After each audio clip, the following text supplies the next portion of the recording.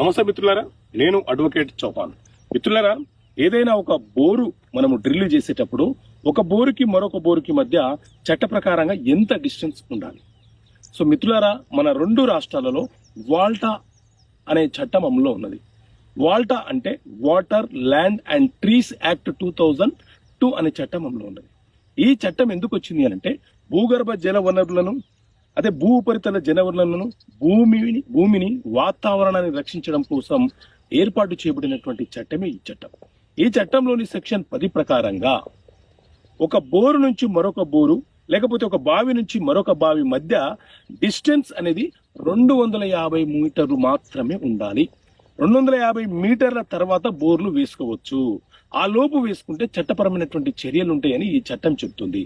అదే ప్రజా అవసరాల కోసం అయితే అలాంటి డిస్టెన్స్ మెయింటైన్ చేయకుండా బోరు ఎక్కడైనా వేసి ప్రజా అవసరాల కోసం వినియోగించుకునే అవకాశం మనకు ఉంటుంది. చట్టం గురించి తెలుసుకోవాలంటే ఈ బుక్ చదవండి.